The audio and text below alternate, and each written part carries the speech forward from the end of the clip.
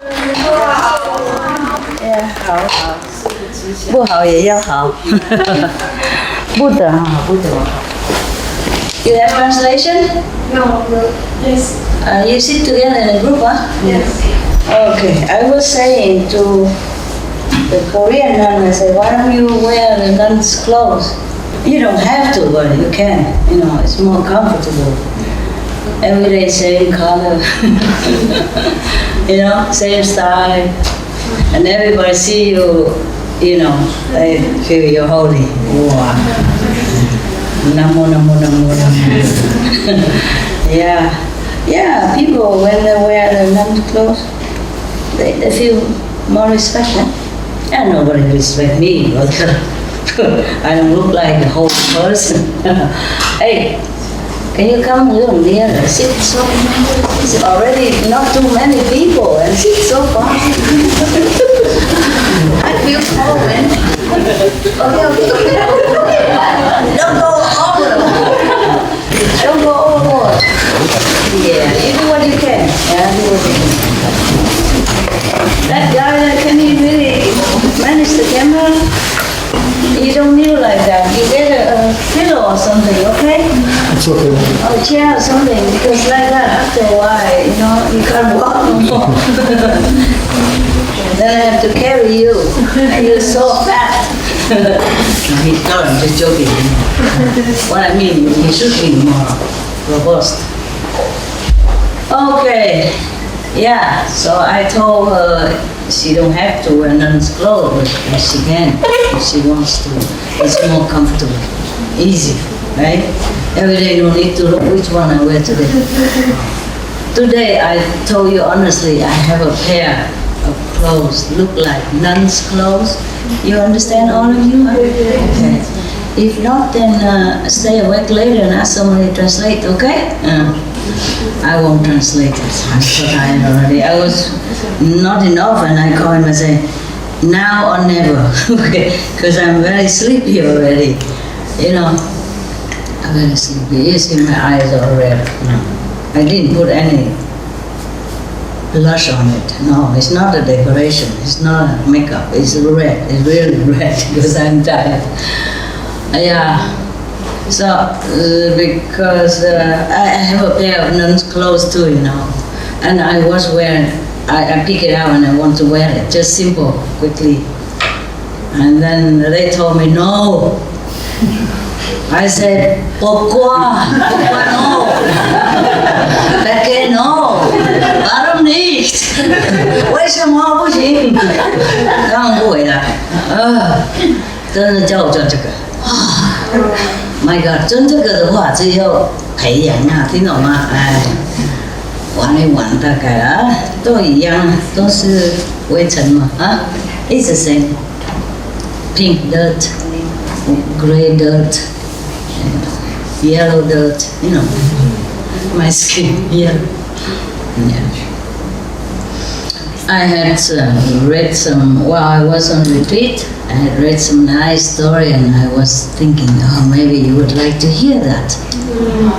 Yeah, so I thought, wow, maybe I should go and read it to you. You want me to.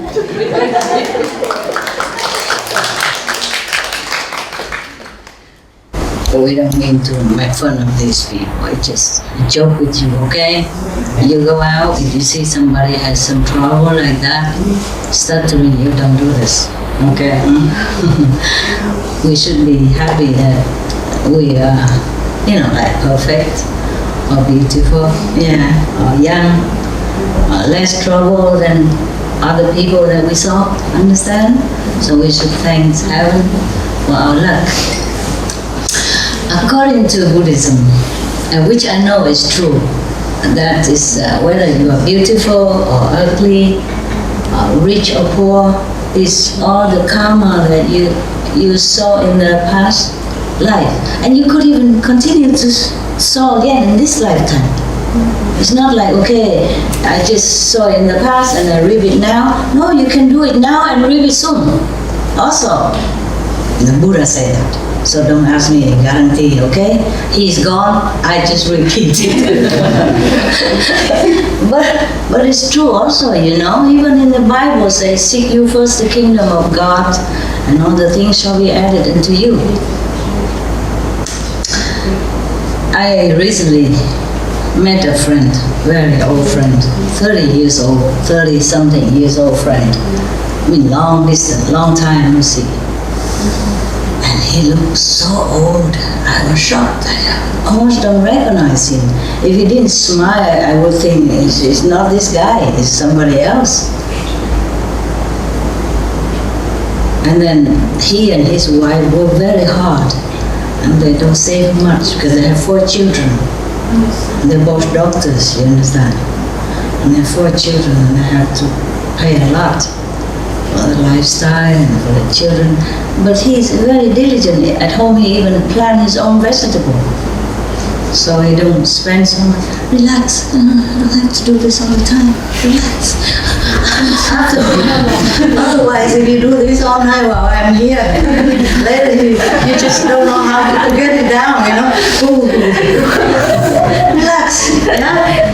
Relax, so I can relax a little bit. I feel already very weird wearing all this makeup and stuff already, understand? Don't make me feel more weirder than this. Because since I don't know how long since I've seen you last, I don't do this stuff. I don't do it. I just have several pair of clothes, maybe 3, 4 of them, all similar color, you know, dirt, cheaper, bought in Chinese shop or from the floor market outside on the street. Yeah, cheap Charlie. Cheap chala. Very simple, you know, easy to wash, and you don't have to iron, and you don't have to wash it separately or anything. You can throw it all in together with dog's towel and, you know, and your socks and whatever, and even slippers and, you know, those small little rug, yeah? And I spin a little while and then it's done, yeah.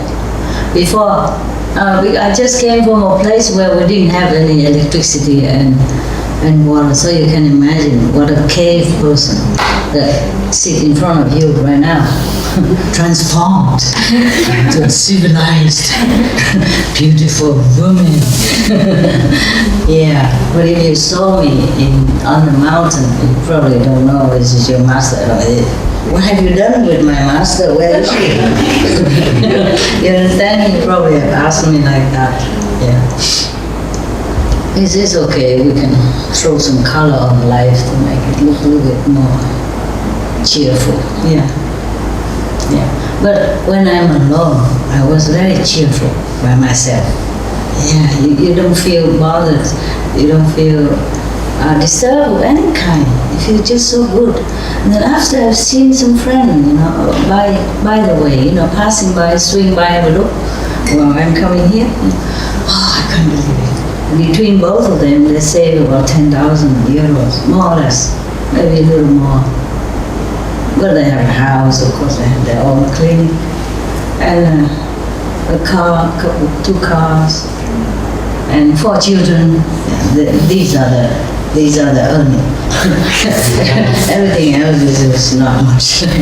Yes, because they're very proud, but the children are beautiful. When I look at them, when I look at the parent, how can this kind of parent make this kind of beautiful children? Especially, they work so hard and so much responsibility, you know. When you work for yourself, it's of course it's free. You feel like you have no boss or anything. But to be your own boss is not fun. I know that. I know all this. You know, if you have your own business, you know, oh, it's really a nuisance. It's strong and a lot of responsibility. Yeah. You come early, you go late. You know, you cannot look at the watch and say, oh, okay, time to go. You thought, yeah, before you open your own business, you thought, wow, nice. I have my own business, I print my own visit cards, you know. I work for myself, and nobody tell me what to do. I say, what a freedom. Until you really go into your job, and then you begin to know what a trouble it is, to be on your own. Because no one is there to blame, no one is there to help you, just you and your very self. But of course, people, they have choices, no? They like it that way. But it took really a toll on me, I can see. I forgot diplomacy. I forgot, because I was so shocked. I know I look at myself every day and I know how old I look, but when I look at him, I was so shocked. I didn't expect, he was very robust and handsome and it's different. And later I apologized. I'm sorry, I didn't mean to say you're too old. I was so shocked, and I was thinking, I wanted to say, what has life done to you?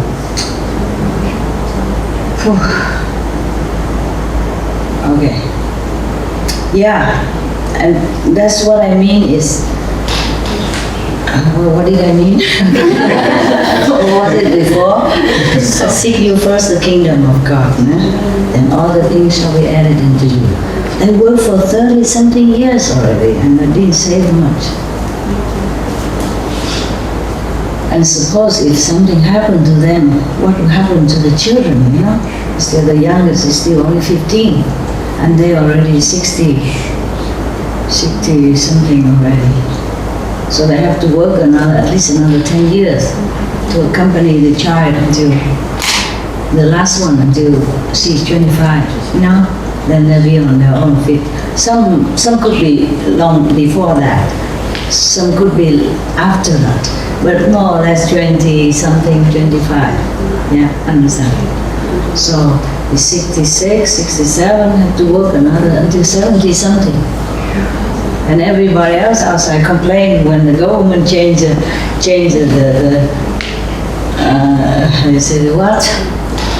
retirement age to 65. Understand? He's 66, 67, still working. And if he stop working, then there's no more income for the child to go to college and all that. And other children are still in college too. Some are 20, 21, the other 18, the other 26 still live at home together. They have good education and all that, but what a cost. And you don't forget how much it costed them to become a doctor, How many years of hard work. You understand that? And then all that, just for that. Wow, I feel so sorry, and my heart really sank a little. I feel so sorry. And they are already fortunate people, very fortunate. They have their own clinic, they work together, because they're both doctors. And they have beautiful children, and they have a house already, and their own clinic, and a car to run around. They really, good. For now, up to now, yes. But think of how many others people that toil days and nights, and under all kind of weather, under all kind of health impediment, all kind of obstruction, all kind of sorrow and trouble. Just for what? Don't even have enough to take care of daily necessity, not to talk about saving. You understand? And if you have children like that, then of course you can't save much. If you want them to have good education, go to college, good college, and their children speak several languages. French, German, English, Italian. Vietnamese, no, it's me. I forgot. Because they go to good school, and they're still going to good school. And the children also has to work, Summertime they work in restaurant, as a waiter, and the girls work in supermarket. Still, there's not much to say. It's not like I think that they should save a lot more, or that they should be richer or anything. It's not like that. What I mean is they work so hard all their life. Since kindergarten already, keep learning, you know? And they already been working since they were young. Child or a little thing, you know, newspaper stuff, earn a few dollars, you know, feeling proud. I have nothing against that. You know, we also work when we were young as a student, or kids, you know, do something. I worked also. I sew something when I was small, when I was high school. Or, yeah, I had to earn a little pocket money. And when I was even younger, before 10 even, under 10 years of age, I already worked. My aunt, she has a jewelry shop, and they make gold and silver jewelry, you know. So I help with to do polishing and stuff like that, and earn a little money with my grandma together. We were cute, good team, you know. Yeah. So wow. So what I mean is I've been working ever since, you know. Ever since I can walk, I guess. No, a little bit exaggerated, but since they were young already, working and study and working and study and working and study, working at the same time. And with the parents helping, still that's how life treated them, you know, not much. I don't think we should work thinking of only money, but that's what they do, you know. They go to school, work hard to earn a diploma, so that they can earn the money later. That's the goal nowadays in the society. It's a pity because in the school, if they teach children more about moral standard, more about God, they're vegetarian, I'm glad. Thanks to the Supreme Television. Yeah, but still eat some fish and mushrooms. Showing stuff. That's all. It's not vegetable. But never mind, it's very good already. Okay, very good. I just meet them for a couple of hours. I don't want to stop. Let thy neighbor stuff. And then the spaghetti will not taste any good anymore. Yeah? I don't want to point to the mushroom and say, listen, you're eating lives, you know. I thought, okay, let it be. Because to be honest with you, many religions don't even teach them to be vegetarian like that, even not to talk about vegan. Yeah. So I brought some vegan stuff to give it to them, and I brought some books for the children. You know, these are dogs and birds and wild and you know all that. Yeah. And we'll love whatever I can steal from your brothers and sisters, because I was on the road all the time. Sorry, not all the time, but too often, and then I didn't think of things like that. Just by the way, you know, and so I brought them whatever I got. And I told them, look into YouTube, and you know, they did that. You know, the children all knew me. They said, yeah, we know all about you. I said, how? What? Yeah, we looked on the internet, television.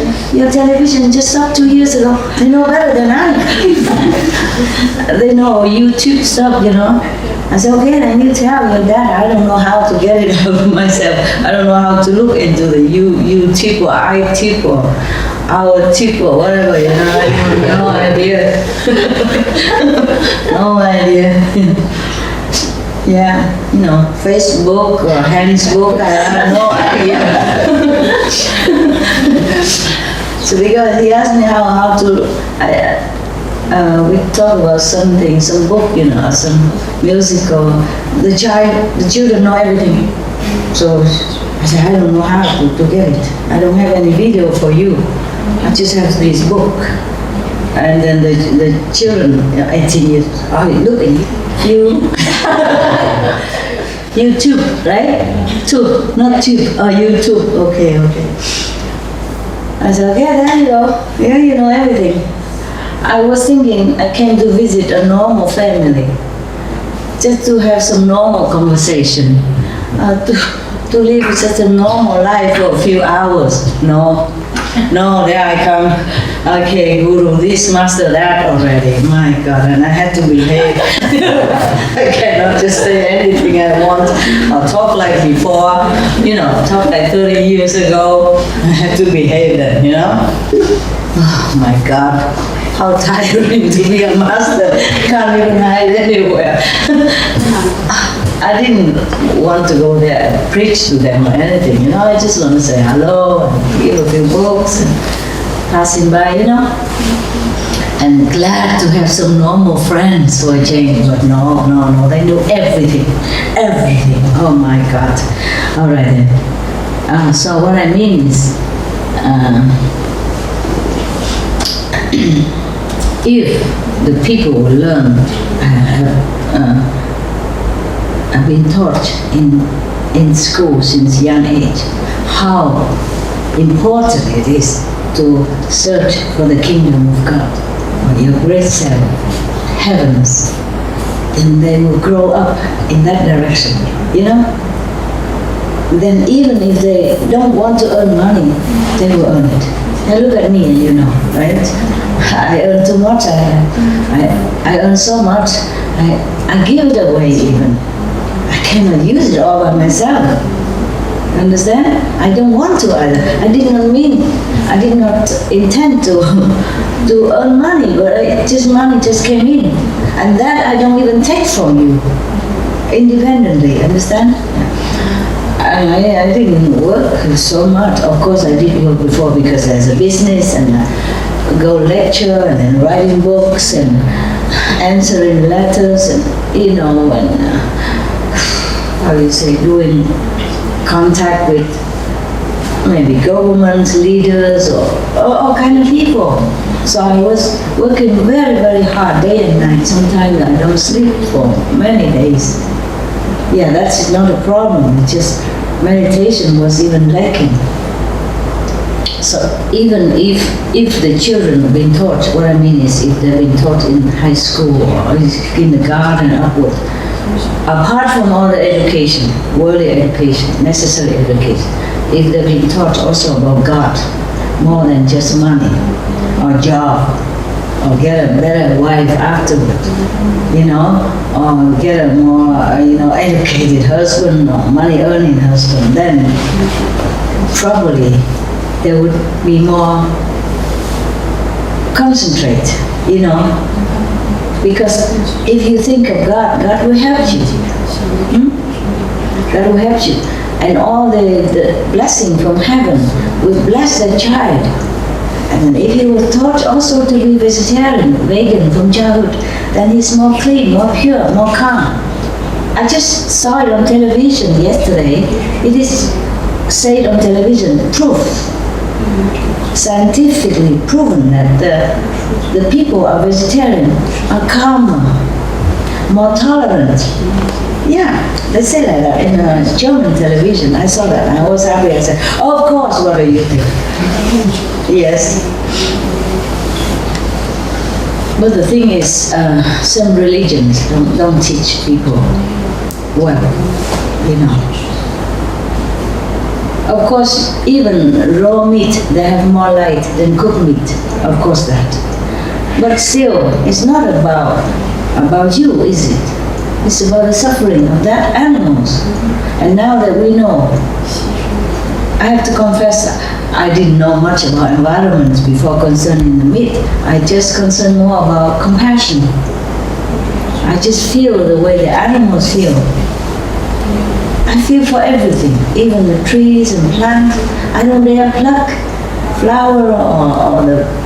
I did before, before I went to Quantum method, but now I don't do it anymore. I don't want any flowers.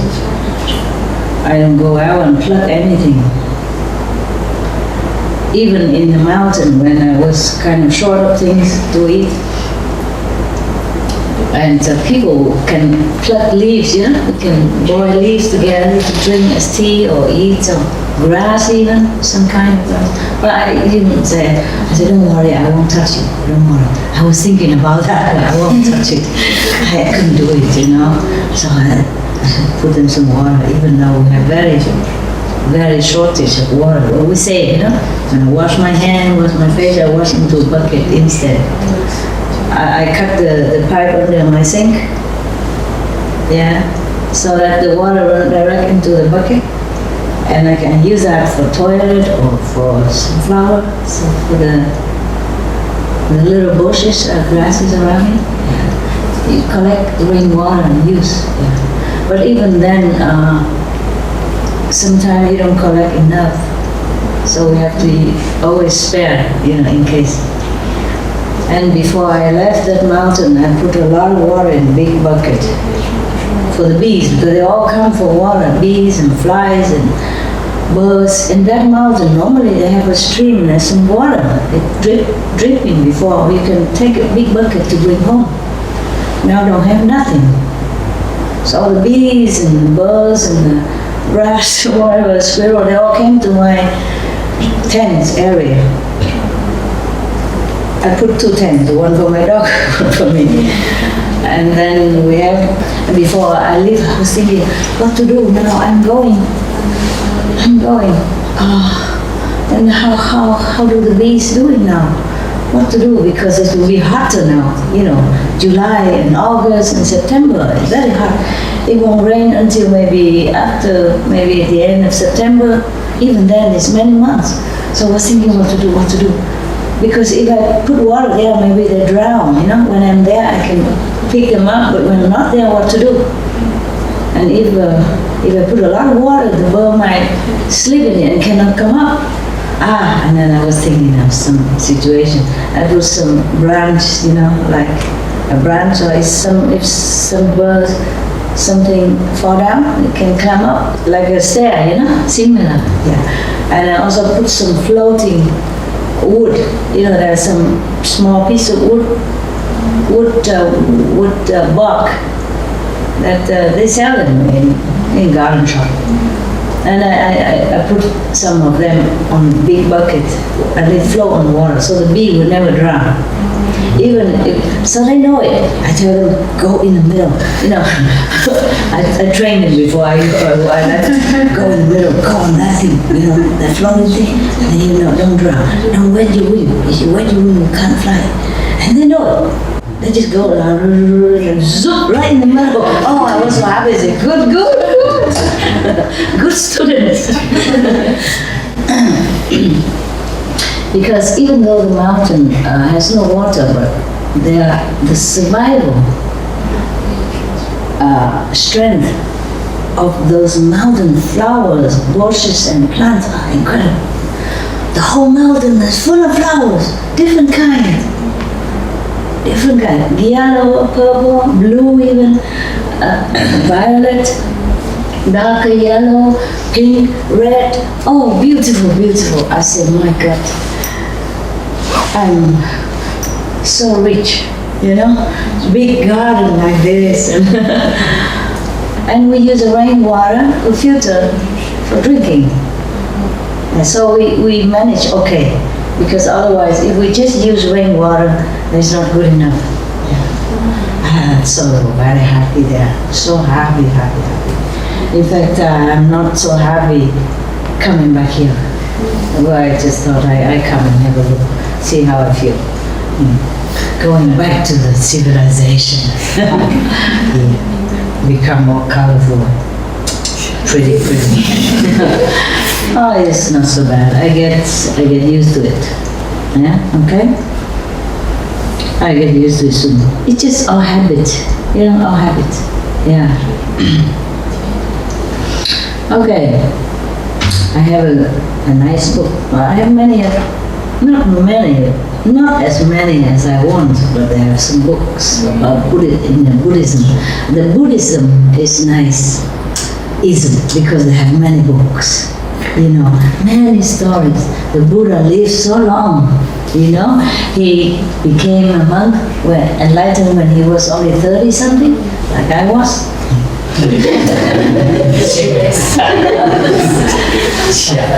And so he lived until 80s, 80s.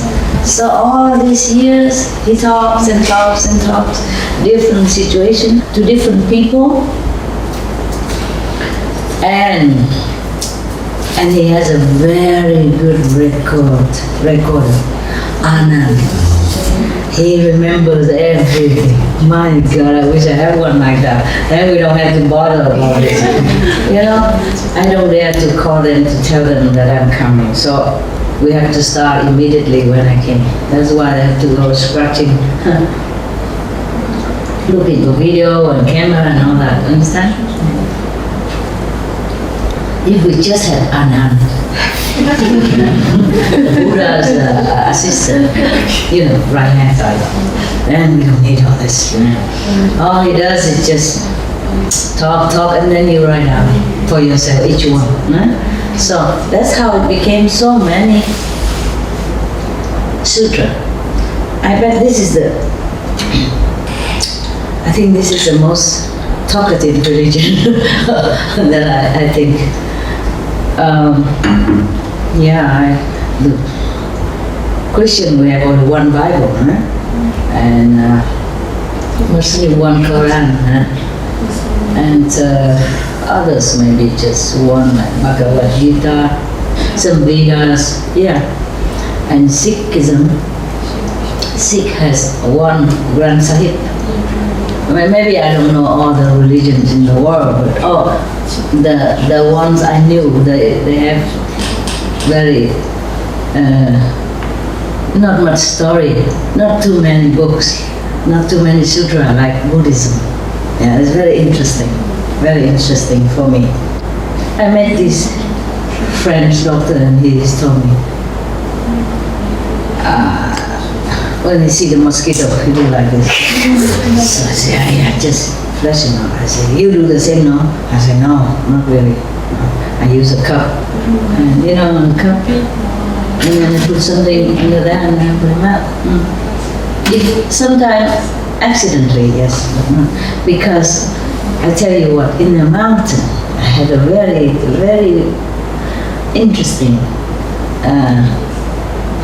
begegnung. Meeting with a little insect. He's a she was a she. He's a man like, not arrogant, but kind of macho like, reaction to me, I was trying to fix something for the dogs, or for me, I can't remember. Or for both, mostly I couldn't, and I gave some to him. Less salty first, and then whatever I put afterward, my part I put more. Otherwise I don't taste anything anymore nowadays. I keep asking the two person who takes care of my dog, is you eating well? Are you okay, everybody? And he said, yes, good, why not, master? I said, I don't taste nothing. So it's me. I thought it's the weather, it's you, everybody the same. So I had to put a lot of pepper, black pepper, and hot pepper, more spicy, something so that I can swallow. I'll be happy when the day comes when I'm free of all eating and wearing. I will wear something else, but I'll be happy if I don't have to do so much stuff, just for this body. But it's still useful, so I try to take care of it. Yes, otherwise it's just a construction of flesh and bones, and some water, and some little ions, and some little vitamin in it, or whatever, not much. If you take it all out together, I don't think anybody will buy it. The iron is probably enough to make one meal. Usually, And the bones probably could grind and make some calcium or something. Yeah, not much either. I don't think anybody will buy it. They'd rather buy a pig, or something. And our brain, nobody would want it, And then they'd probably eat some pig brain somewhere, but they don't eat my brain. Yeah. Anyway, so we are just nothing, absolutely nothing. But for this nothing, we ate so much from the world, and we cause so much trouble for the planet, and we are really a nuisance. We are really ashamed.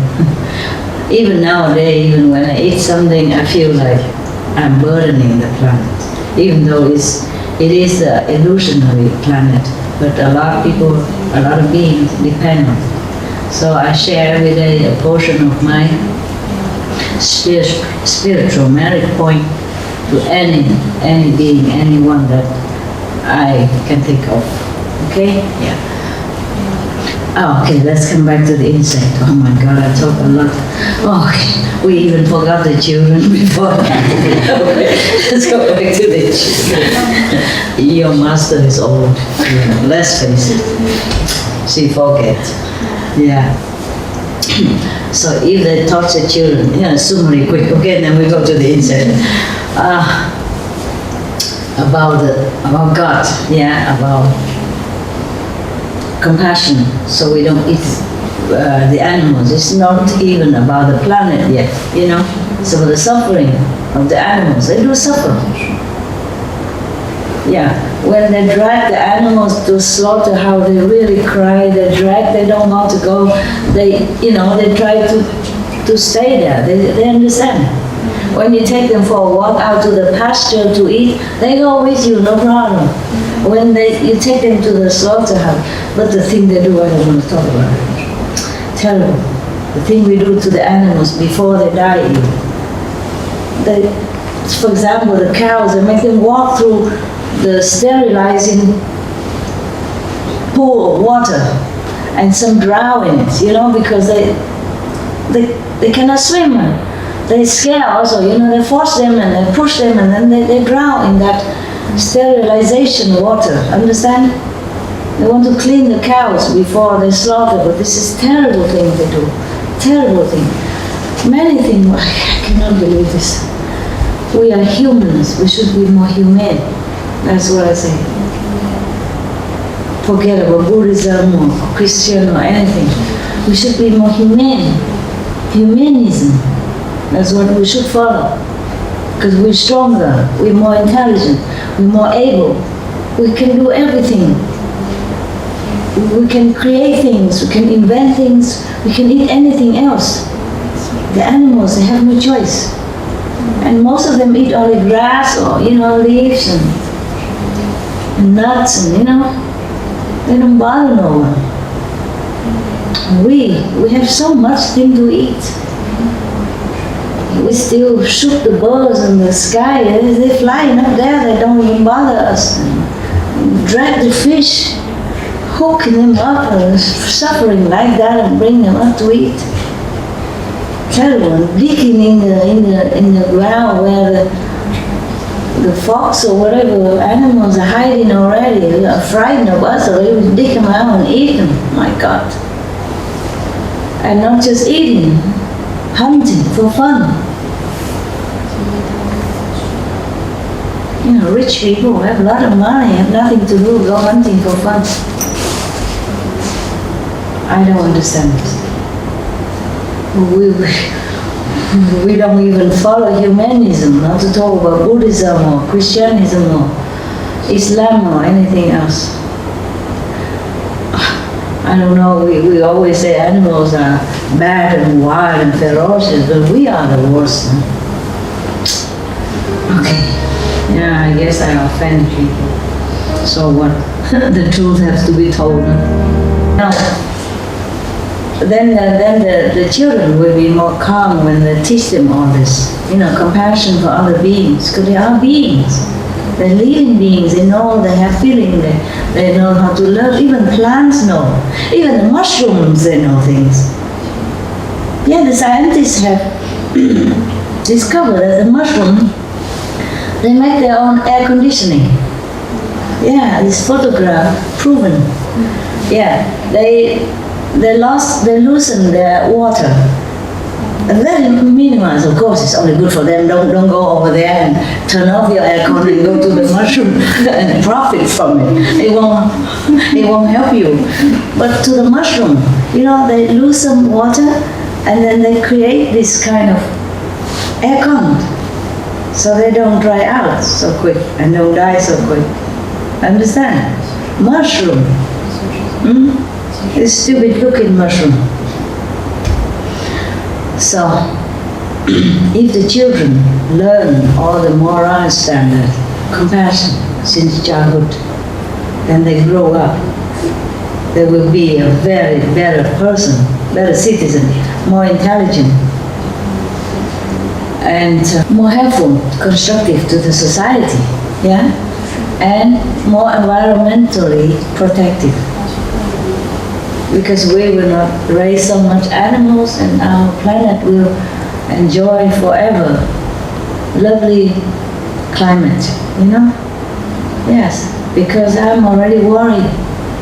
I told my friend, I'm already worried about we talk about the fishing stuff and the dead sea and, you know, the dead ocean area and all that. And I said, I'm worried about your children's children. And he said, me too, he too. That's what we do to our children, and we say we love them, and we do nothing. I mean, you do something, but a lot of people still don't do anything, you know. They sit in the talk all day long, and this meeting and that meeting, that important person, and nothing important come out. Just worry about petrol, you know, gas or things like that. They are minimum compared to the animals' husbandry. We all know that by now, yeah. And I send so many books, you know, from crisis to peace everywhere. The leaders, if they read it, they cannot say they don't know. Well, everybody knows. Nowadays, but I'm glad the television, they put more this topic already, more on the television than before. And even they mention vegetarians better, and they even advertise Western vegetarian company, yeah, vegan company. You know, ham, slice, vegan ham, this vegan, that vegan, wonderful. Yeah, people are more aware now. Yeah. If I don't have to work to meditate so much nowadays, I would continue to make the Supreme Television, but I think 5 years is enough to make an example, you know.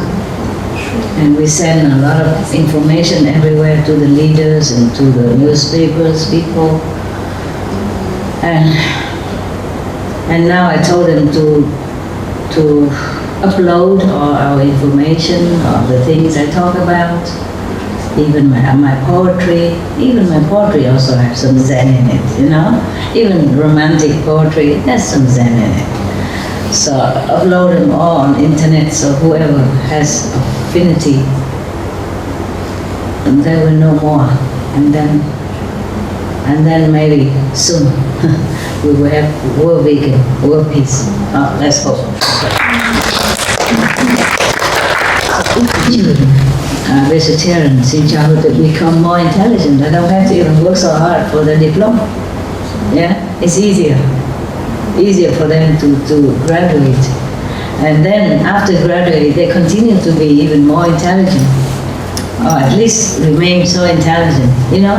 And then it's easier to organize their life, and, you know, and saving won't be a problem.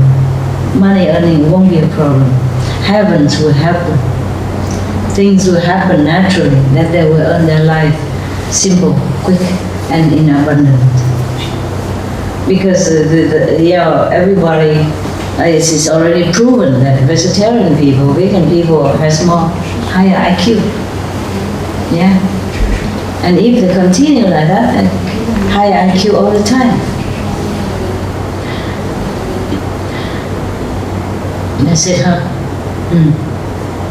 So truly, seek you first the kingdom of God, and everything shall be added unto you. Before you practice Kuan Yin method with me, your life will live more messy than now, right? You're more organized now. and saving is easier for you now. Yeah, and you're not starving anything, and you're wearing all nice and colorful SM design or anything. You understand? And you lack nothing, huh? Yeah. And you don't earn it. Maybe you earn more than before or not, but you know how to save and you know how to organize your life, and you're happier. Yeah, it's not about earning more money, but know how to save more and more contented, more happy with your life. That's important. It's not just about earning money, isn't it? Right? Yeah. Okay. So now, like my two friends, one is working here and one is working there also together, but have to go far away, but 2, 3, 4 weeks at a time.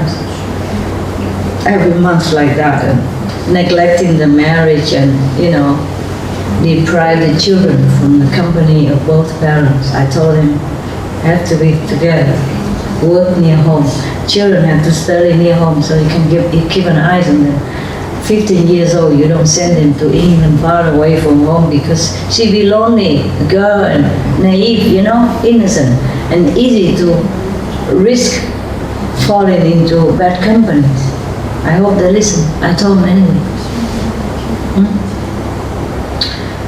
Yeah. So you see, really, if we seek the kingdom of God, all the things really shall be added into you. It is, I am a good example. I think many of you are also good examples. Yeah? Yes. And even otherwise, even a lot of people study business management, banking and all that, they still don't earn and don't save as much as you do and are not as happy as you.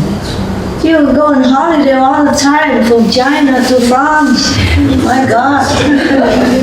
From Hong Kong here many times. Last time I called 5 persons, all Vietnamese, from Hong Kong, United States, England, Germany, from even down under, so far away, in Brazil and whatever.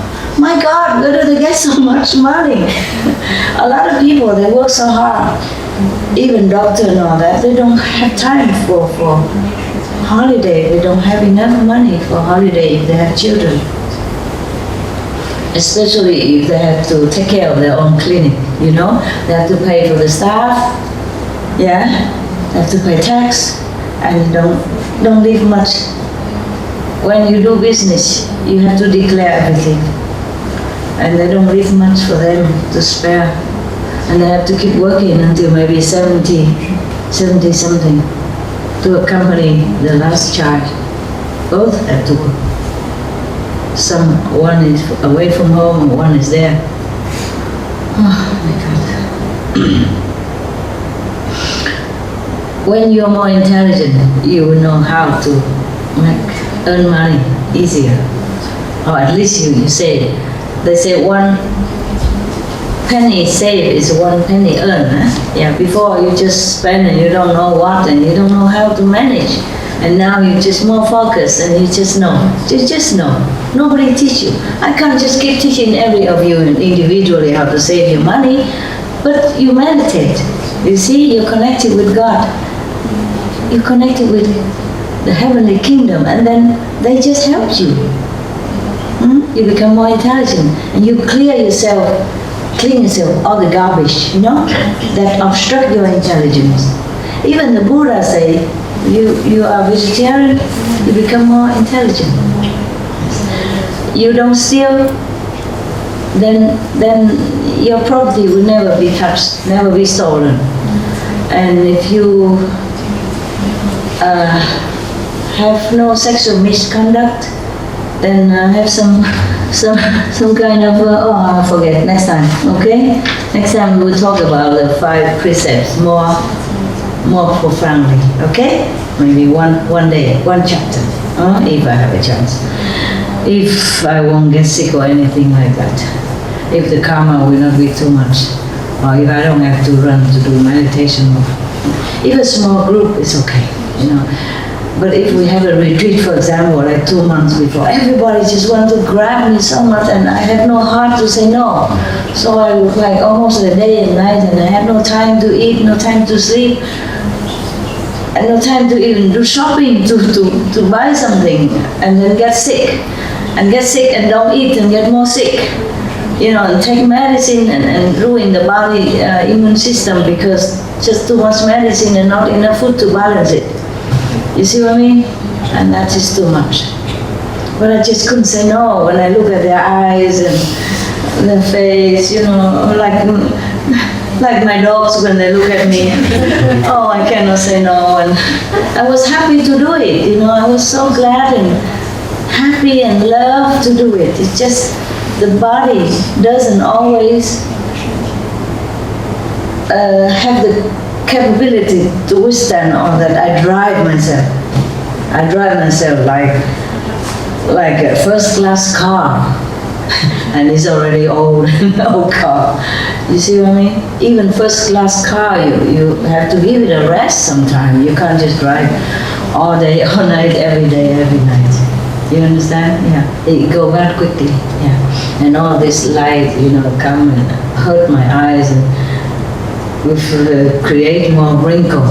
Yeah, otherwise I would look as young as you if I don't work so hard for everything, for everybody else.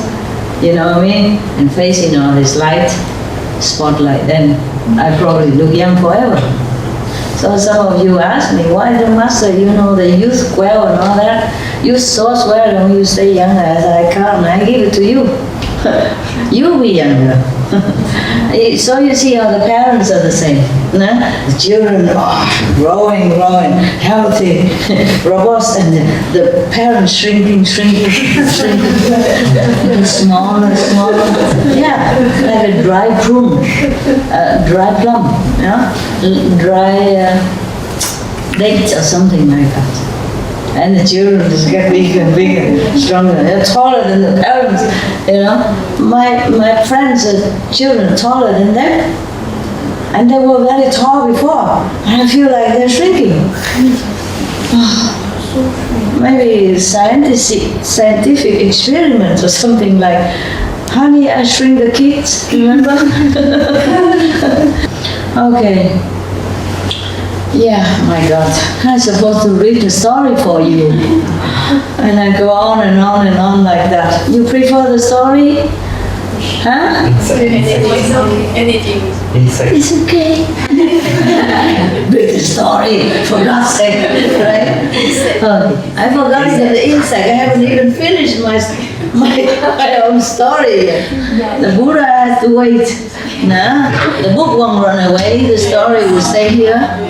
I hope I can read it to you. Many interesting stories about sacrifice, about compassion, about loyalty, about enlightenment, about the consequence, the good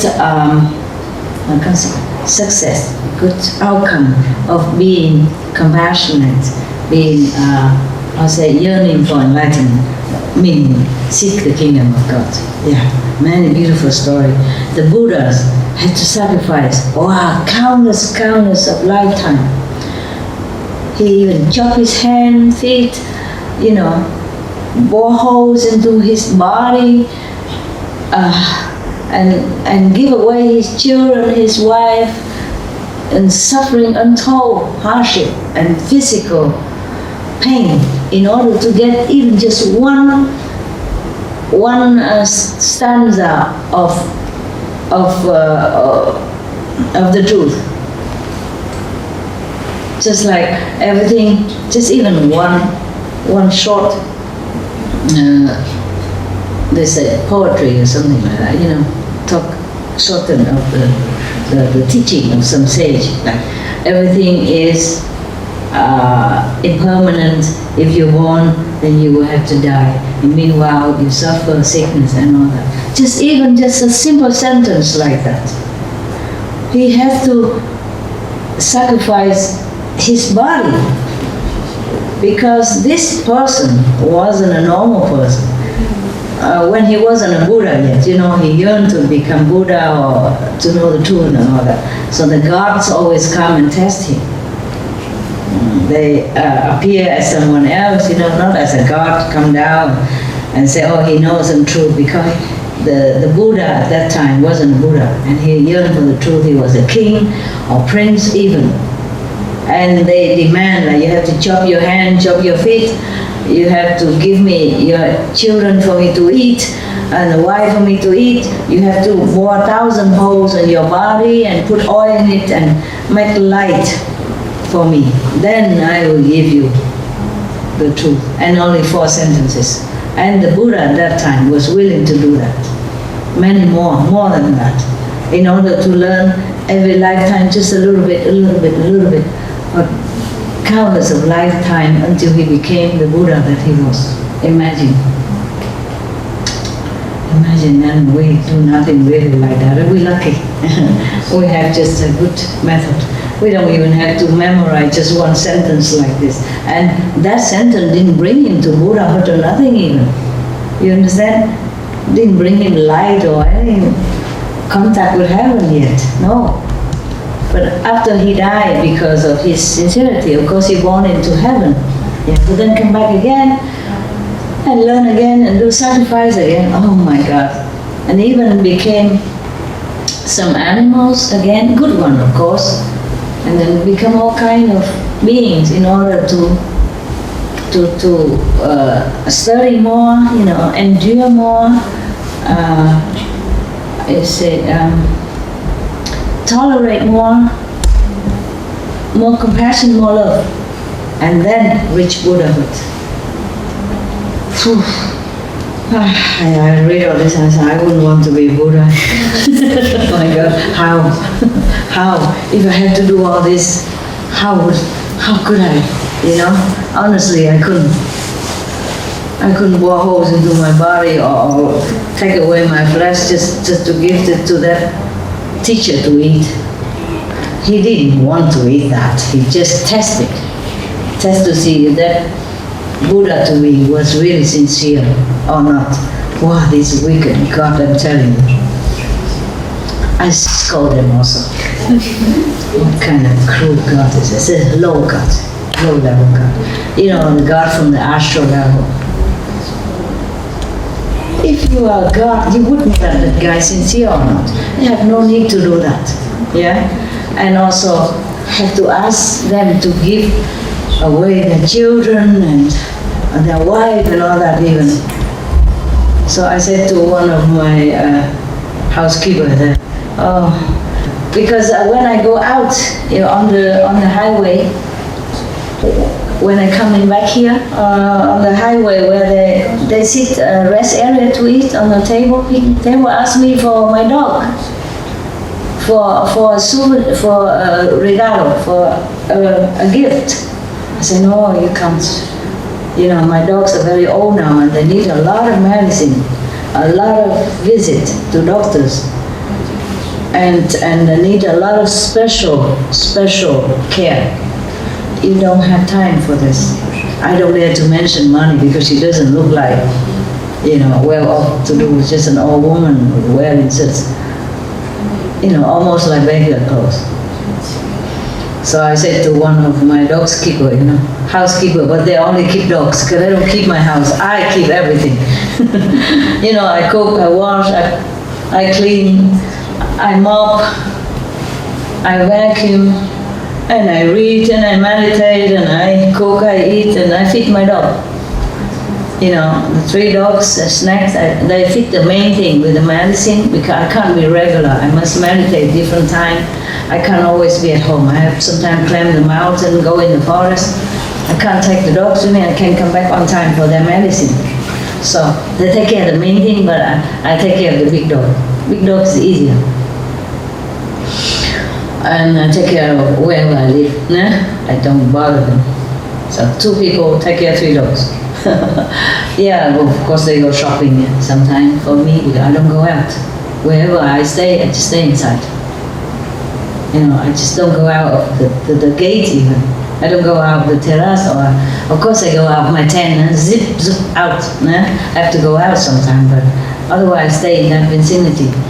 It's not, sometimes I feel like a prisoner, but it's necessity. But sometimes I feel happy. Most of the time I don't feel like in prison at all. It's just sometimes when karma of the world or of yours coming, pressure me like that. They make me feel oppressive. But otherwise, I'm very happy, contented with my simple life. I'm more happy than all the kings on this planet in my simple tent and life. Understand my lifestyle? Yeah, if they bring some good food, of course, then we eat together. The dogs also. If they don't have it, then I just eat simple. Mostly I cannot eat too much. I try to, I have to. Everything don't taste good. Don't taste that good anymore. When I was younger, I can't have enough food. And now I have a lot of food, I can't eat too much. But I feel good, okay? I'm healthy. Yeah, now and then the karma came, then I kind of fell down the staircase or something like that. Or get sick, a little bit, but otherwise I feel very healthy, contented, happy, yeah? I feel I'm healthy and rich. Rich, not money-wise. I'm rich also money-wise, but that I share, yeah? Only rich to share or to do things good for others people.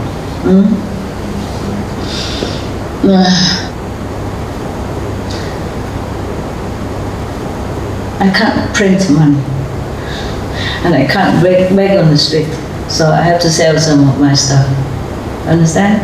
And get some money to print free books, yeah? And to give it to them whenever they want to do musical and stuff like that, or to give it to the poor people, whatever necessary. The papers are necessary nuisance. Okay, where were we? Oh God, help. Insect. Huh? Insect.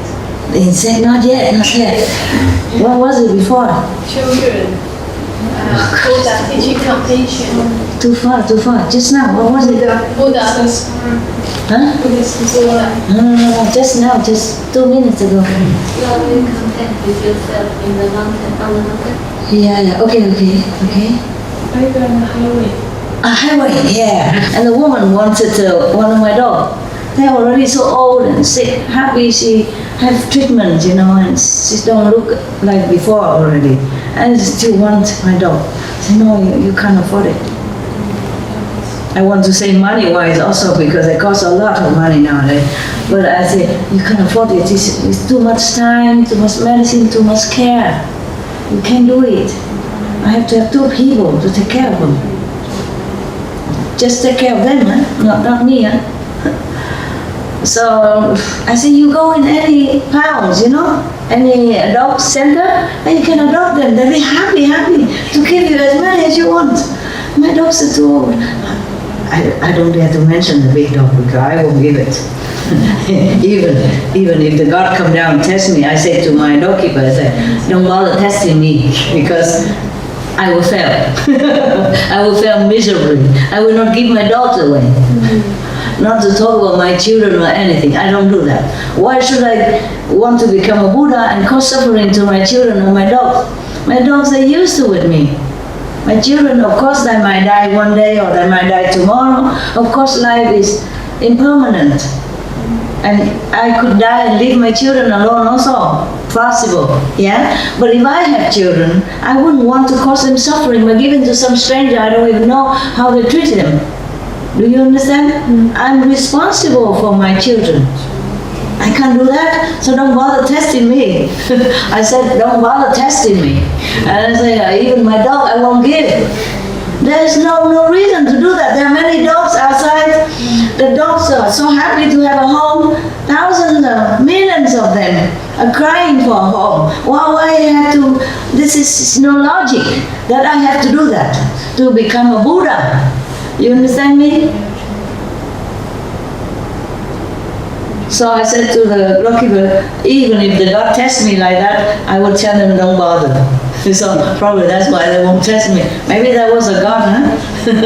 Try to, yeah, sometime like that, huh? But I say even if it's a God, I won't give. So don't bother coming testing me.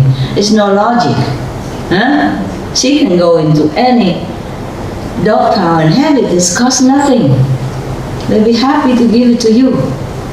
Understand? As many as you can manage. No, they won't give as many. They give as much as they know you can manage. They're also responsible just that's not logical. Just if I have to give my life to you or any one of you for any good reason, I gladly do it. In fact, I wanted to do 1,000 times for the world peace, for world vegan, for world suffering. It's just I'm not allowed to do it. I have to continue to live. I don't mind dying 1,000 times. If that make people less suffer, understand me? But no, they make me suffer a little bit here, a little bit there, and then I continue to live, but suffering. You don't look at me and you think I'm telling a story. No, I do suffer, but it's okay. You know, it's okay. Because the world, people, the hell people, they suffer more. No matter how much I suffer, they suffer more. So I don't mind. Understand? I don't mind. Because if I do mind, I don't come back here today. Because the other God tell me don't come. You know why? Karma. I will suffer later. Somehow. I'm suffering already, but not visible. It's like, if I talk to you a lot, I lose a lot of cells. That's why I get old quicker than you. Understand? Not just this light, don't lose some, but not as much as the losing of cell and energy and spiritual cells as well, not just physical. I know all that, not that I don't know. But if I care, I will not come back. I will not come here tonight to you. I just feel like I should come and tell you some good story, reminding you to open more your heart, to meditate more, to be more compassionate. Then you will reap better benefit now and later. And you benefit the whole world and the universe. Otherwise I would not come. Okay? Not just you, if I talk to anyone, I will lose them. Just the exchange of karma. Understand? So he or she become better, and I become worse. For the moment, or for a shorter period of time, it depends. Just like a garbage collector outside, you know.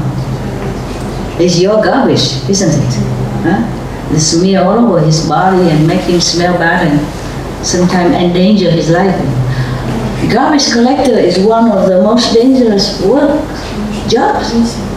You know, like firefighter, right? Fireman, garbage collector, fireman, and police. Understand? So you're lucky if you don't do this job. But don't laugh at that guy who is smelly, who is bringing your garbage into somewhere, you know. Meanwhile, his body has to retain the smell, you know, bad, and maybe come to his nose, his lungs, some bad bacteria, and sometimes explosive in there, or something dangerous chemical stuff. So they suffer also, understand? Some people look down upon garbage men and all that. Why? Without the garbage man, your yard will become a garbage place. The flies will be all over in your house. The bacteria will be running all over your children's face and yours, and crawl into your lungs and your organs and make you sick. Understand me? I never look down upon garbage men. I never think they are in a lowly position. In fact, whenever I see them, if I have cakes or candies, I run after them. I say, stop, stop, stop. And I give them some boxes, and they're always surprised but very happy. And Christmas, I bring some substantial money wherever, if I can find the garbage headquarters, you know.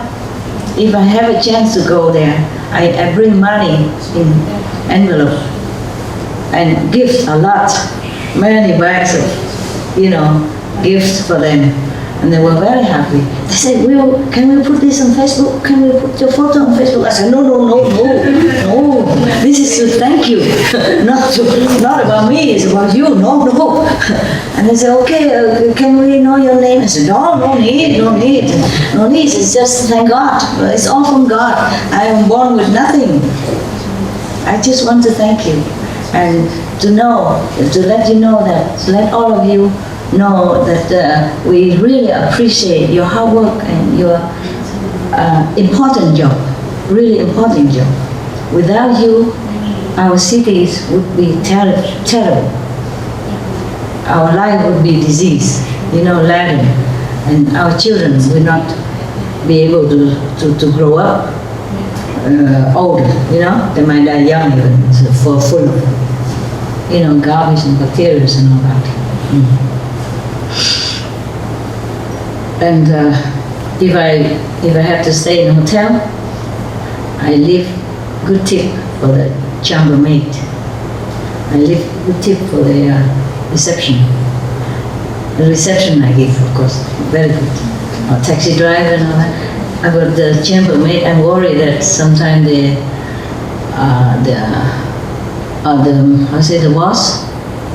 boss of the chambermaid, not the boss of the hotel, will go first and check it first. So I hide it, I hide it, and I tell the receptionist that I put so much somewhere.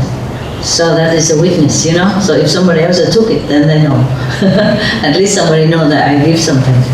And if I go to the airport or something, I saw the cleaner, and if I have something, cakes or something, I give them. I also I don't know how to say, you make money into like this, I wrap the money up, small. And then I come shake their hands and thank you for doing a good job. And I say, oh, no problem, you want me to throw it away? I say, no, don't throw, look at it. And I run before they have a chance to make noise. And then everybody look, If I give something somewhere, if it's very big or small, then I run fast. Because I'm worried that they might run after me to thank me or refuse. And I'll be embarrassed, I don't look like a shy person, but I'm very shy in this respect. I'm shy in many ways, Before, when I was younger, I was very shy, and I can't imagine to sit in front of you and talk like this. You know what I mean? 1 million years, I would never imagine. Okay, what else now? Where was it? Why did I talk so much about this thing? Why? You are willing to sacred. Oh yes, I was willing. But if it's if it's a good cause, me, yes, but not to make my dog suffer. They used to with me for more than 10 years now, 17, 18 years now together. It's like family. If I give him away, how can he live? He don't just live on food. Oh, talk about that, I goosebumps, I don't just live on food, They live on love. And Verbindung, is that one Verbindung? German? The connection, you see, between me and them. So just to think of that, my heart shrink already. How would I even do it? You see what I mean?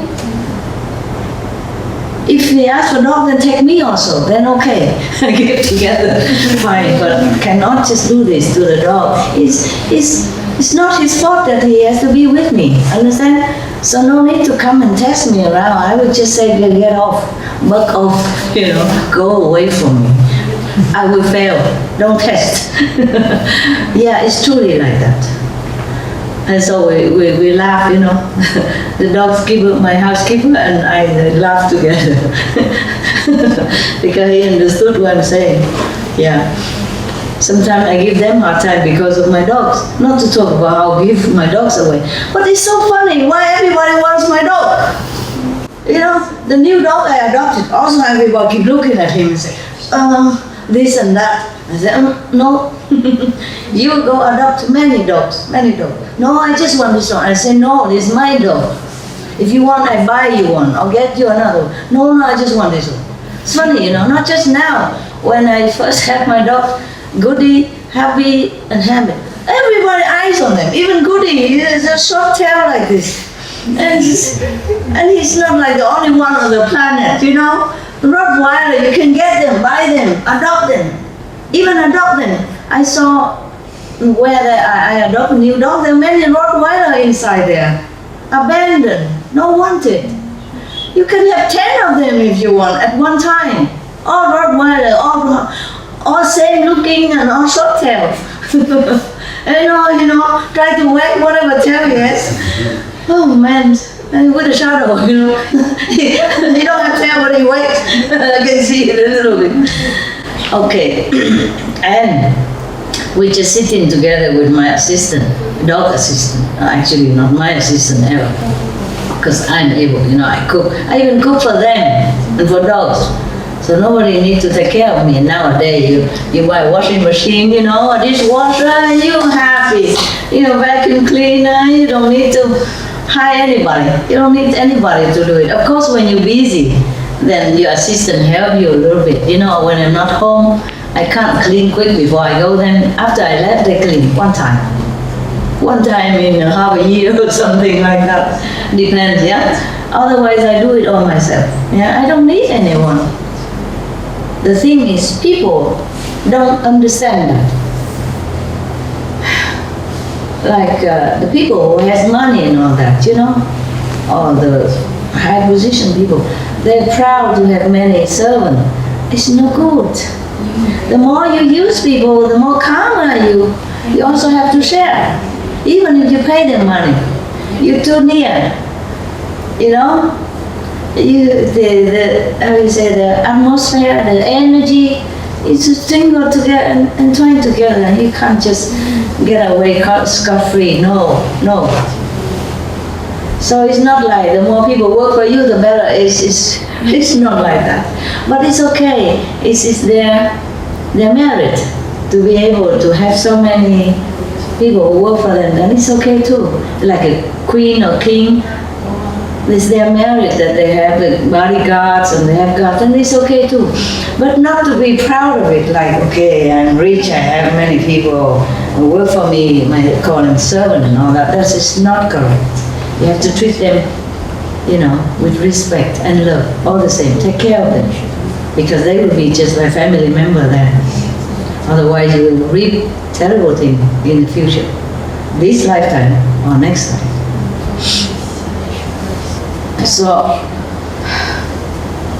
So I'm happy to be alone, So I'd rather do some work, because you need to exercise anyway, understand? You see, even the breatharian people, they need to do some exercise. Why? You just go clean your house, clean the window, wash your clothes, take your dogs out, or just, whatever. Walk around in the forest is a beautiful exercise.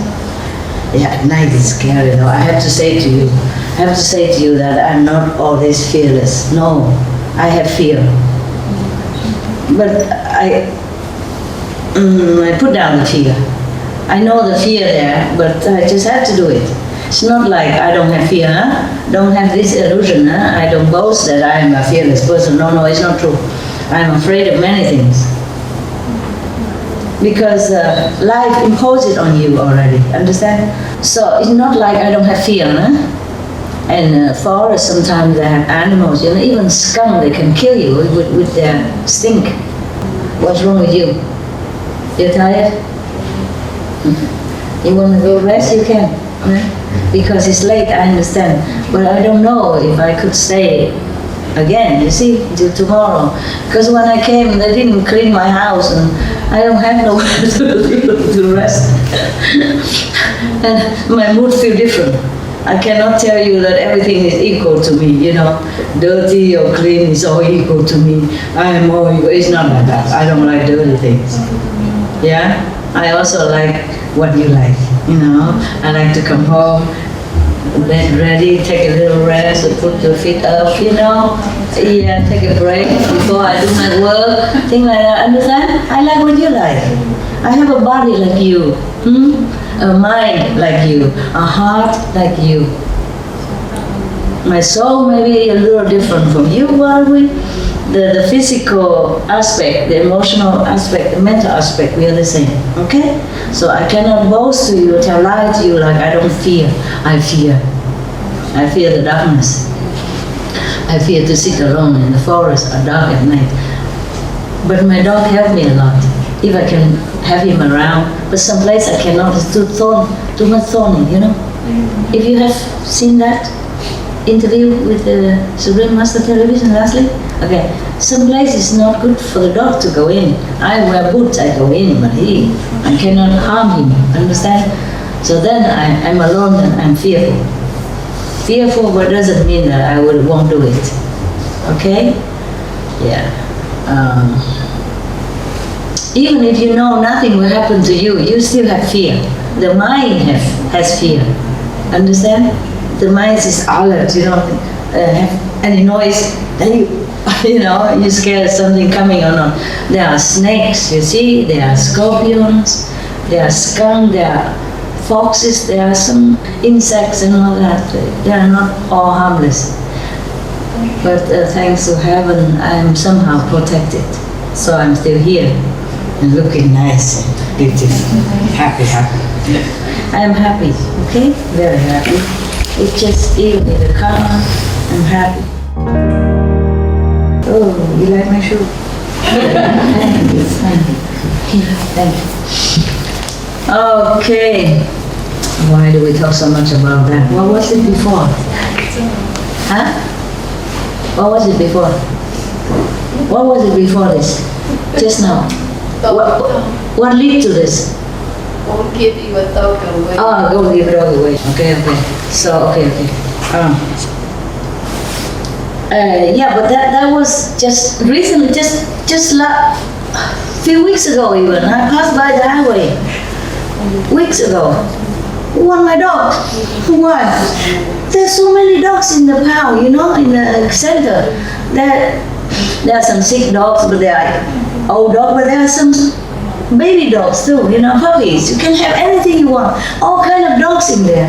Even expensive dogs, precious dogs, mixed dogs, normal dogs, white dog, black dog, all kind of rare dogs also. People throw them away. Or maybe they die, the owner died and nobody takes care, so they give them to the center. So, but even, that's just reason, a week or 2 weeks ago, 10 days ago, when I passed by in the highway. Okay, and before, when I first have these 5 dogs, I just sit in the coffee shop, have some ice cream with my dog. When they were younger, they can afford it, when they're older, you have to be careful what you give. Okay, you have to ask the doctor what is good for them. When they're older, they cannot adapt so quick. When they're young, it's a little ice cream, okay? It's potato chip, what they love, But when they're older, you have to be careful. The livers, the kidneys are not the same anymore. The heart, everything is not the same, just like us, like us. And then, so we have to be careful, and they can't eat that much anymore like when they were younger. So don't feel hurt when you can't give them too much anymore. That's how you save their life, and you can give a little bit, snacks afterward. That's what I do, okay? Before they jump anything they want, But now, no. So we were eating together, ice cream, one for you, one for me, and everybody like that, and then we eat just some junk, potato chips, stuff like that. Because of vegan, what can you eat in any shop, Coffee is the only real vegan thing in there. Everything else you have to look, okay? Black coffee is vegan. A little sugar, vegan, okay. Everything else I'm not sure. Brown sugar, vegan. White sugar, not even sure. Wasn't sure. Before I was told that they put bone or something in it to whiten the sugar. Yucky, my God. So in that case, we can sell our bone when we die, maybe a few dollars. Before, I made a mistake, I told you nobody would buy our bone, but maybe they do. Well, the sugar company, yuck. Oh my God, so when you eat sugar or something, just check it out. They say they don't do it anymore, but who knows? Yeah? We have so many animals, bone, what do they do with them anymore? Where do they put them? Every year we kill billions of animals. All the bones go where? We don't have that many dogs to eat many bones. You see what I mean? Okay. What was it then? Sorry. What was it, guys? I forgot. I'm too happy. Ice cream. Okay. And then the guy, a good-looking guy with a girlfriend, hand in hand pass by and say, "Oh, pointing goodie, is that your dog?" I said, "Of course, it's my dog. Can I have it?" I said, "Well, what do you mean?" "My dog. If you want, you go adopt, or I buy you another one. I'm very happy to buy you another one, but I can't give you my dog." "No, I only want this dog. Can I have it?" "Really serious?" I say, "No, my dog." And I imagine in my head, suppose I give my dog away, suppose I give Goody away. And at that time, he wasn't like 18 years with me yet. You see, like these 3 dogs now. Suppose I give him away, then he will feel hurt, you know. And every day probably he tries to look into the gate to see if I'm coming. And how would he feel? His heart, you know, he must be heartbroken or very saddened. And I cry already just to think about that. How can I even give him away? Of course I can buy another dog, or I can adopt another Goody. There are thousands of them. Look, exactly like them, you know. Dogs are a funny thing. They all look the same. You know, they are the type of dogs that they look the same. Goody is not the only one who looks like that. If you go into any dog shop or dog pound, you will see thousands or hundreds of Goodies, exactly the same. If you put the 2 Goodies together, you won't know which one is what. They're all like twins, you know. Some are bigger, of course, you know, but all the same, you know, like golden brown here, a dot there, and then a golden paw, and then black, and, you know, like, and look silly like that, you know, and then just play alone in the yard, happily alone. If he don't bother you, you know, but he would die for you. And his thief, if you see a Rottweiler in your house, he would think 100 times before you come in. Yeah? Yeah, it is. There is a story like that. 2 thieves on the highway want to break into a car and to a truck and to steal something in there, and then they saw a Rottweiler. And then they say to each other, "Well, why on earth I have to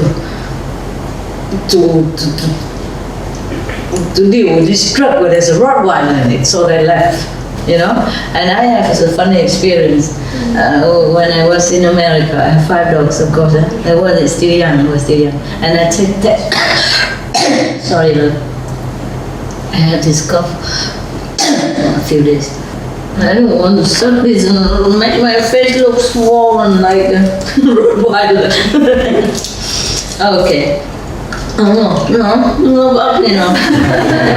Already old and ugly, who want to look at? I mean, the video has to sell you. So, what was it? Pardon. What was it? Goody. No, maybe USA. America. Yeah, I was in America. And they have a big jeep, you know. And wherever I went, I took my dogs with me. Yeah. And then we were loaded, you know, the 5 dogs and 1 driver and me and another car behind.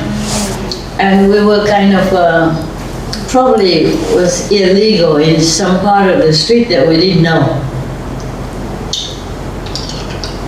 Probably in that street you shouldn't drive so fast. It's a street, it's not a highway yet. So the police were coming after me.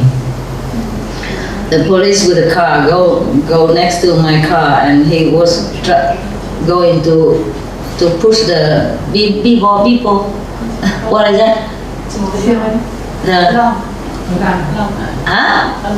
The alarm. He was going to sound the alarm for me to stop, and then he looked in the car, he saw the Rottweiler, so he don't do it. So he just go away. 2 police actually. He was looking, and then one of the people tell me to stop. So the hand just come up, and then he saw 5 dogs. Oh, forget it. You know. rather forsake the ticket than, you know, to get bitten by one of them, especially the Rottweiler. They look at the Rottweiler, and, you know, he back off. So they just disappear. Another thing is very funny. sometimes I live in a house, yeah? I don't always live in tent and huts and cave. It depends on where I go, you know? If sometimes I don't have a tent at all. I wanted to, but I don't have, then I just have to live in a house for a while or something or whatever, or it's just temporary or permanent, it depends, yeah? If it's more spiritual in the house, more spiritual energy, a connection in the house, then I stay in the house to profit. If it's not, then I leave it like a potato cake, hot potatoes, because I prefer outdoor, yeah? In the house, I'm bored. In the garden or big mountain, a river, I feel life is more interesting, you know? I look at this tree, that tree, I look at that flower, I feel it's more lively than in the house. If you put me in the house, I'm probably too bored. And either I read book all day or I watch television all night because I don't know what else to do with myself. If I have no garden to run around or not big garden enough or not enough variety in the garden, then I'm bored, you know?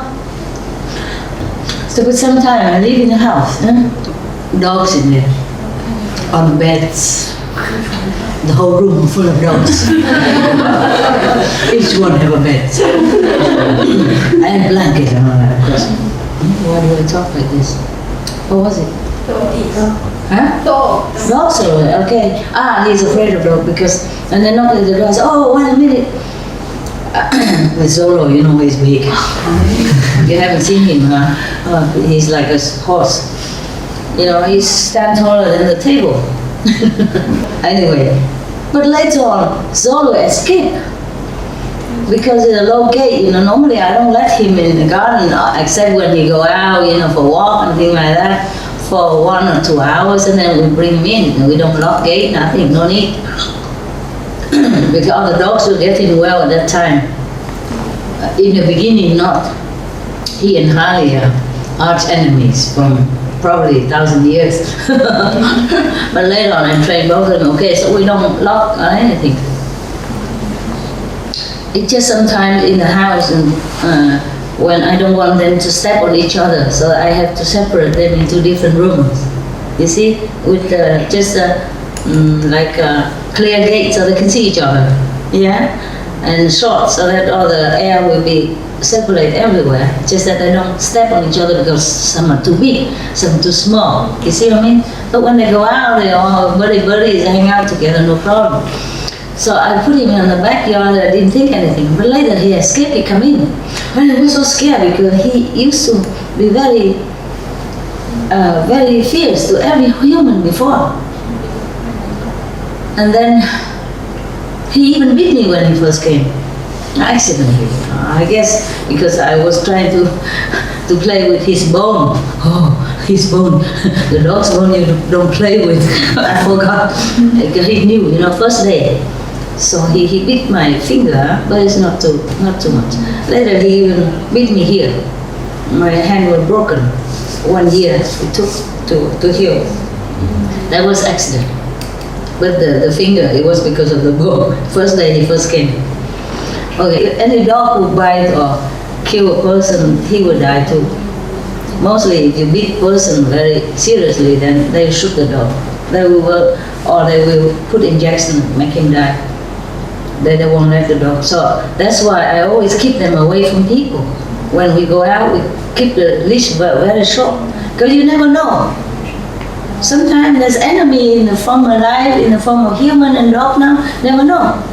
And the dog knows and we don't know, see? So I always keep them away from people and from all the dogs, because you never know. You never know. Safety number one. Eh? Because I protect my dogs. I don't want them to bite any person. In case if they bite, then they will die, no? Understand? Then they will shoot him. Or they take them away from me. So I protect my dogs also. Not just other people. Yeah, even my dogs never bite anybody or never bite other dogs, but I protect my dogs. In case they do bite by accident or something, I provoked by other dog. Because when the dogs provoke another dog, they don't talk like us. They don't call names like us. They do it inside. You know, they talk to each other inside. And then they might go at each other and then we never know. So if you have dogs, You protect them. You keep short, very short leash when you go out. And if a big dog, you put a muzzle on him, just to be sure. Anyway, it's a law in Europe now that if you have a big dog, like Rottweiler, for example, then you must muzzle him. They don't very seriously control that, but it's a law. It is the official law. So like when big dog go out, I put muzzle on them. I hate it so much, but I do it. Because you never know, yeah? Safety. Because there are also instances that some dogs normally very friendly to everybody, suddenly go after somebody, just one person. It happens, yeah? Because maybe that day, I don't know, they fed them something funny, or maybe they had too many injections on him and he became crazy. Understand? Or that person has something that provoke him, you understand? Or former life enemy, you see? Bad enemy in bad reincarnation, past reincarnation, you never know. So always keep your dog leash very short. You can always control him. You know, when nobody, then of course you let him run. It's better that way. Better that way. Otherwise, you endanger the dog and the other person or the other dog. Okay. All right. Now, promise the insect. The insect first. The insect. One day. Because my friend doctor, he told me the insect don't feel pain. I said, I don't know. How do you know? You're not the insect. Because so I told him the insect, the encounter with the insect story, you know. I saw one insect about this long, You probably see them, there are plenty in summer, with the greenish, transparent wing. It looks between like mosquitoes and the fly and the grasshopper, or the praying mantis, you know. The praying mantis is not a grasshopper. The one that look like the tree twig, and when they land on the tree, you don't even know, because it look like a little twig of the tree. Yeah, they can blend in. Yeah, very thin. And this insect is bad. After they have love with the husband, they eat him. The female. I guess he didn't know. Huh? The male mantis didn't know. That's the one who eat the male, right? Do you know? No. Okay. Now, it looked like that. This kind of mixture. And I was cooking something, preparing something, and cooking some hot water, because the rainwater, and then I bought it, and the insect was landing next to nearby, you know, on the table there. So I tried to shoo him away. I'm worried he will die. I said, go away, it's dangerous. And he will go away. He's very small, but the face is long like a horse, and the neck also long and thin, and you know, this is very cute. So he don't go away. He puff himself up, kind of like those, I don't know, like what? Like when you're angry with your husband, huh? Okay. And he look at me like, what's wrong with you? Like, what's wrong with me? Why I do that? And he don't go. He's to sit there and preening himself, grooming himself, like, you know, like cat. They lick their hands and then put on their face. My God, so tiny insect. And grooming. Oh, 10 minutes long. And then first the face, and then the head, and then the body, and then again, you know, lick, and using the saliva like the cat, and then grooming all the while I'm there preparing my thing. You don't care. Well, it's so deep, so, you know, like so defiant, you know. Yeah. It's okay. You're welcome to stay, but don't go too near that yellow pot. Huh? You will not live to know the next female that you meet. And then he left. He probably understood. But the flies understood. Many times I said, tell the fly, you're too high, I cannot get you. You have to go down to my level, onto the glass door or some curtain that I can see you, so that I can rescue you and take you up. Then they come down. Huh? They do? You have experience? What? You say they do? Oh no, I thought you have the same experience. I know about the fly and the bee. Very good, very good.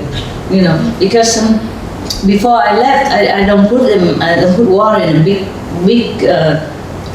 big bucket like that. You know, those like garbage bucket, very tall and wide.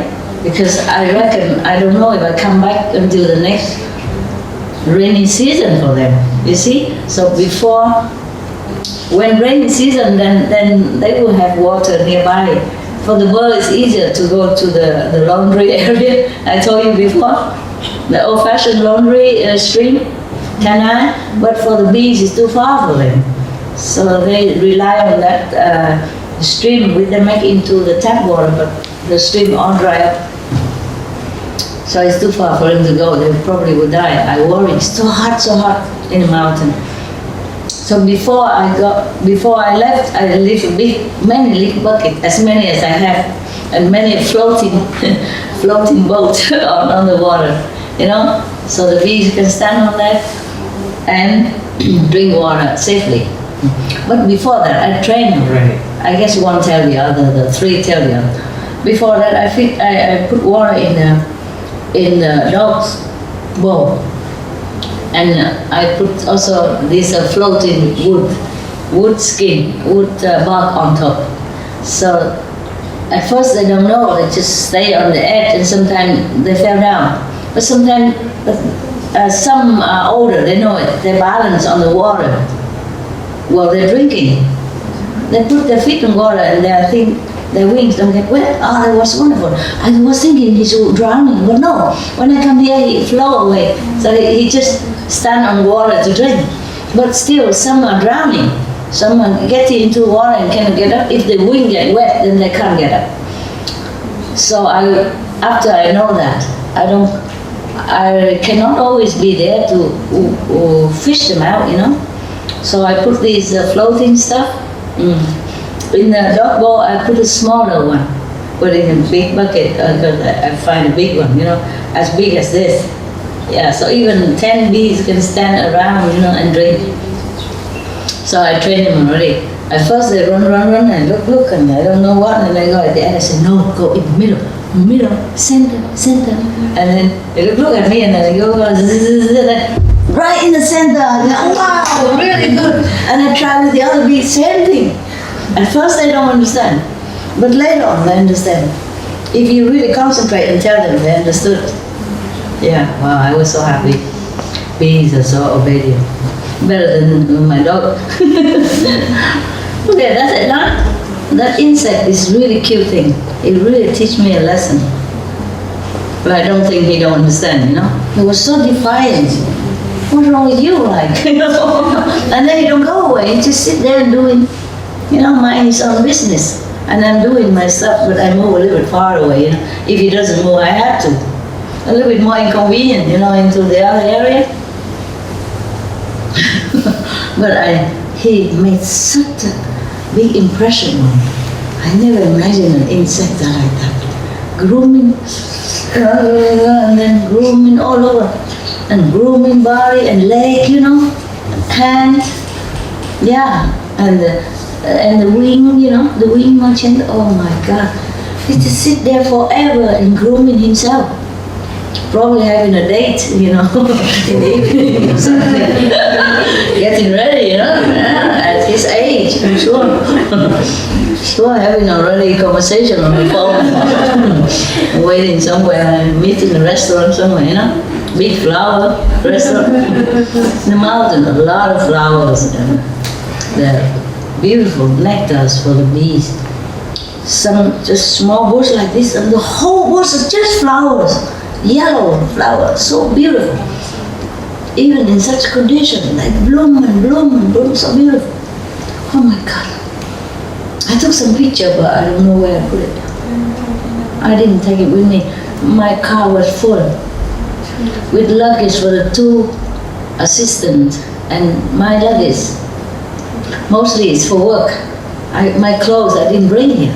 You know, everywhere I have some simple clothes. Only here I have. They buy all this for me. So if I have it, I wear it. I told you already before, no? Otherwise, I don't. If I bring clothes as well, then we have to hire maybe an airplane. All these, you know, shoes and clothes to play theater with you.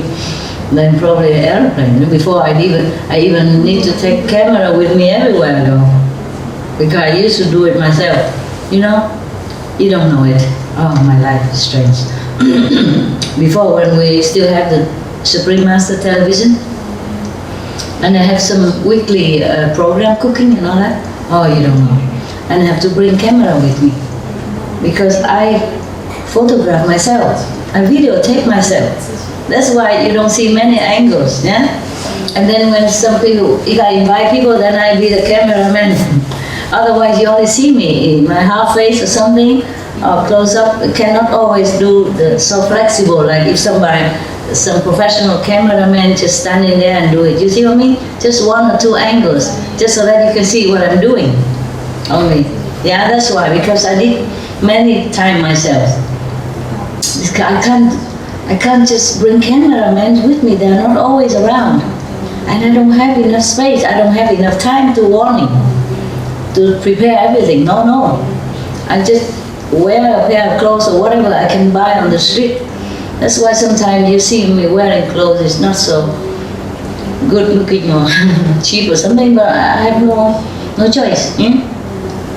Like sometimes I don't want to wear that red shirt or in some of the teleconference, but I had to. I had no other shirt to wear. Yeah? Or sometimes something don't look like a shirt, you know, look a little bit like underwear or like an undershirt or something, but I had no other with me at that time. And I had to do it that day. I had to send it at that hour to SMTV so that they on time, understand? Or send it before for the conference, etc. And I had to do it in hotel. I had to cook in the hotel and record it in the hotel, all by myself. Sometimes if somebody there know how to, then help me, but otherwise I do it all by myself. And in some different circumstances, but I have to do it for the program. You see what I mean? So I can't just have everything. Because I can't just have the whole convoy bringing all my theater spiritual equipment like high heel and all that, you know. So,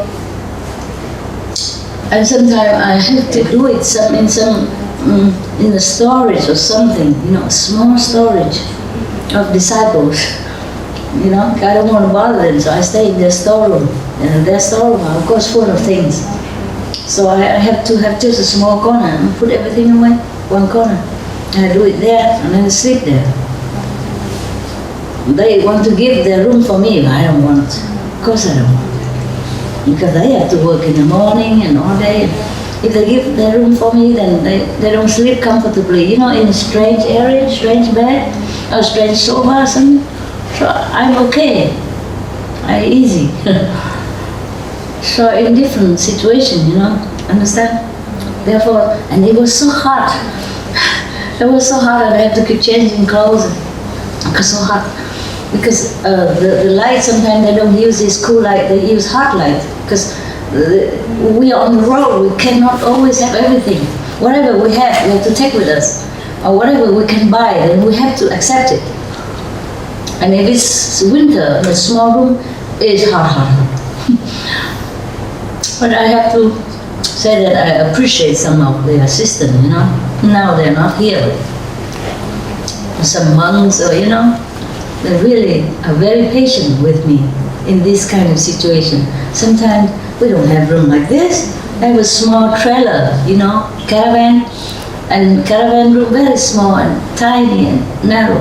And they have to kneel there, they cram their legs together so that they can stand in front of all this computer and whatever they do for hours on end. I have to really appreciate it. Afterward, I thank them, of course. I give them something. Or I cook for them, you know. But that's nothing compared to the sacrifice they make, you know, cramping themselves like that, you know.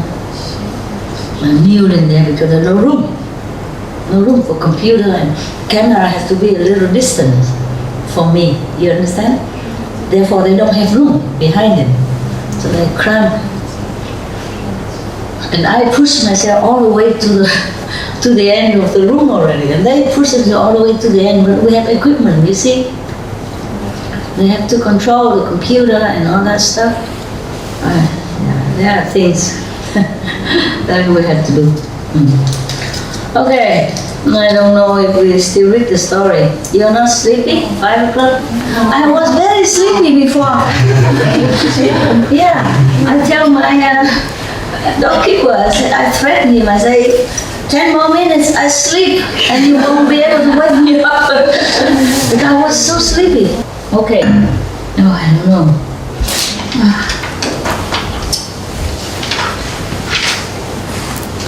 Normally, I was thinking to do it tomorrow, you know? Like, I take a rest first because I came late already, and it's late, I didn't want to wake you up. And because I don't dare to call on the phone and say I'm coming and all that. You see? So I have to go when I have to go, and I come when I come. That's why my house, my little house, I didn't clean. Not the big house, the small house. I don't live in the big house. The big house is like a wardrobe. Hanging, you know, spiritual weapons, like this kind of thing. Yeah, and all the stuff. I stay in the hut behind. Yeah, they didn't clean it. But I think they couldn't believe that it's my house. That's why. They know it's my house, but they couldn't imagine it's true, so they didn't clean it. Nothing at all. I just want to take a little stretch, you know, before I come out, and then maybe we do it in the morning or tomorrow, but then I didn't do it, so I have nowhere to stretch. I don't want to stretch in a good bed upstairs, and then they have to clean the whole big bed, because upstairs is a big bed. Wow. It's a king-size bed. And if I mess it up, then they have to, and then I don't use it again, and they have to clean, and then whoever clean, you know, have to take all the bed out and wash it again and put it back in order again in case I use it in the next 10,000 years or something. So I don't want to mess up that big bed and beautiful bed. You see, I just want my little hut bed, you know, the one that they nail a piece of wood on some of the wood piece. Yeah, they saw it and then put big wood on it, then it's a bed. Yeah. The reason I wanted a bed, I didn't have to, but I needed an even high bed. According to Buddhism, you shouldn't sit on a high bed. But I needed it for my dogs in there. She's so big and fat before. They're so small, I didn't. She also wanted to come in. I said, no, up. Hardly, they're all nice. Not all the time, but they love to hide. It's their nature. In the nature that they hide in the cave in the small area, if you're secure. So that's why I have to always buy those small huts for them, because they like it to go in there. They don't have to, but whenever they want to sleep, then they all go inside. Even hot weather. And then again I have to have aircon because it's too hot in there, you know, in the hut. Winter is good, but summer is hot. And they panic, but they like to be in there. So we have to have aircon, you see. So one thing leads to another. Dogs are expensive, I tell you. Why dog again? Yeah, they probably didn't think that is really my house. Because the hut is only, I don't know, 1 meter 20, 1 meter 50 or something. 1 meter. I can stretch the whole thing and a little bit more, so that probably 1 meter 70, yeah, and very narrow. So they probably, and it looks not luxury or anything, you know, not even a real bed. So they just put all the blanket and pillow in a plastic bag and just protect them there. And when I come home, I see everything on my bed except a room for me to lay down.